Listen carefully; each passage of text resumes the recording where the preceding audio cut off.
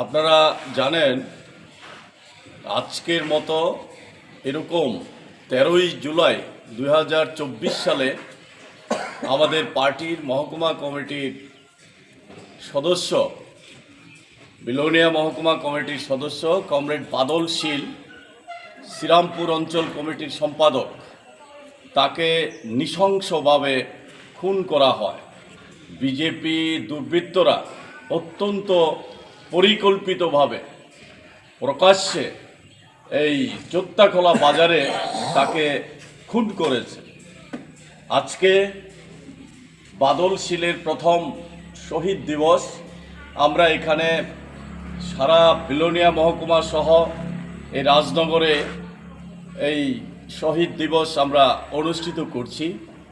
আমরা গভীরভাবে শ্রদ্ধা জানাচ্ছি, কমরেড বাদল শীলের প্রতি শ্রদ্ধা জানাচ্ছি এবং তার পরিবার পরিজনদের প্রতি গভীর সমবেদনা জানাচ্ছি।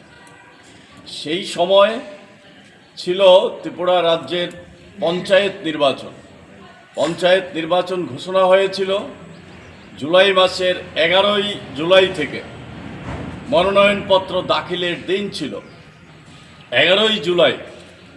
বিলোনিয়া সহ দক্ষিণ ত্রিপুরায় সিপিআইএমের পক্ষ থেকে মনোনয়নপত্র দাখিল করা হয় এই জেলা পরিষদের 17টি আসনের জন্য।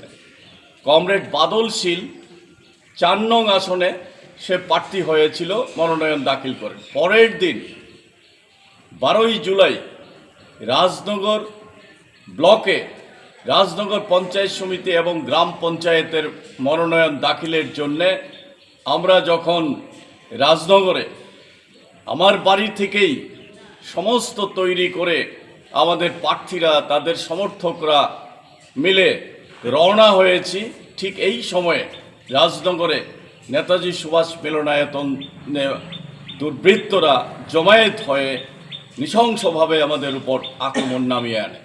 সেই আক্রমণে আমরা কমরেড বাদল শীল সহ 10 থেকে 15 জন আমরা আহত হই। মহিলা কমরেডরা আহত হয়, আমাদের ক্ষতবিক্ষত করে কাপড় চুপড় ছিঁড়ে যা ইচ্ছা তাই করে। আমরা শেষ পর্যন্ত মনোনয়নপত্র দাখিল করতে আসতে পারিনি, রাস্তা অবরোধ করে বসেছিলাম। কমরেড বাদল শীল ছিল পাশে। শেষ পর্যন্ত আমরা মনোনয়নপত্র দাখিল করতে পারিনি। 3টা অবধি পুলিশ আমাদেরকে কোনো সাহায্য করেনি। এই বিজেপির দুর্বৃত্তদের এখান থেকে সরাতে পারেনি, শেষ পর্যন্ত আমরা করতে পারিনি। সেদিনেই ফিরে যায় সকলে। কমরেড বাদল শীল ফিরে যায় যোত্তাখোলাতে, তার বাড়িতে, তার বাড়ির প্রয়োজনে বাজারে যায়। সন্ধ্যায় বাজারে যাওয়ার সঙ্গে সঙ্গেই নৃশংসভাবে তাকে এই রাজপথে আক্রমণ করে, দা লাঠি দিয়ে এমনভাবে তাকে আক্রমণ করে মৃত ভেবে তাকে ফেলে রেখে যায়। এই অবস্থায় তাকে প্রথমে যোত্তাখোলা হাসপাতালে নিয়ে যায়। তার মেয়ে খবর পেয়ে এসে, তার সঙ্গে পুলিশরাও পরে এসেছে, নিয়ে সেখান থেকে শান্তিরবাজার জেলা হাসপাতাল থেকে জিবি হাসপাতাল সমস্ত চেষ্টা করা হয়েছে। আমাদের পার্টির সর্বোচ্চ নেতৃত্বরা সেখানে থেকেছেন।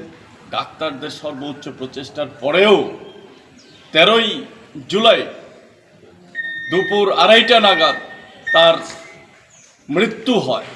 এইভাবে বিজেপির দুর্বৃত্তদের হাতে, খুনিদের হাতে নৃশংসভাবে খুন হয় কমরেড বাদল শীল। আজকে কমরেড বাদল শীলের প্রথম শহীদ দিবস।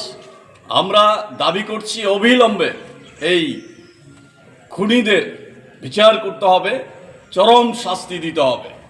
এখনও সেই শাস্তি ঘোষণা হয়নি, সেই প্রক্রিয়া চলছে। একই সঙ্গে এই জনবিচ্ছিন্ন যে বিজেপি, সেই সময়ও জনবিচ্ছিন্নতা থেকেই এই আক্রমণ ভয়ে, যদি সিপিআইএম পঞ্চায়েত নির্বাচনে প্রার্থীদের জিততে পারবে না। শেষ পর্যন্ত দেখা গেছে বিনা প্রতিদ্বন্দ্বিতা এই 96% আসনে পঞ্চায়েতে জিতেছিল। আর সেই পঞ্চায়েতগুলি এখন দুর্নীতির আখড়াতে পরিণত হয়েছে।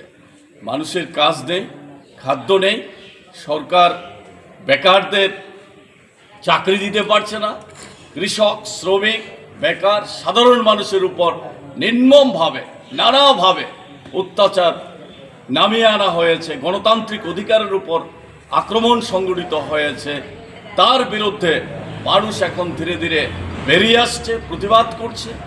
আমরা এই বাদলশীলের শহীদান দিবস থেকে আহ্বান রাখছি, এই অত্যাচারের হাত থেকে, অগণতান্ত্রিক বিজেপি পরিচালিত জনবিরোধী সরকারের হাত থেকে ত্রিপুরাকে মুক্ত করার জন্যে সমস্ত রাজ্যবাসীর স্বার্থে গণতান্ত্রিক দেশপ্রেমিক মানুষ আপনারা এগিয়ে আসুন। কমরেড বাদলশীল চেয়েছিল গণতান্ত্রিক পদ্ধতিতে নির্বাচন, এ রাজ্যের মানুষের উন্নয়ন হোক, সেই স্বপ্ন যাতে আমরা বাস্তবায়িত করতে পারি। আগামী দিনের লড়াইকে শক্তিশালী করার জন্য সকলে এগিয়ে আসুন, এই আহ্বান রেখে বাদলশীলের প্রতি আবারও শ্রদ্ধা জ্ঞাপন করে আমার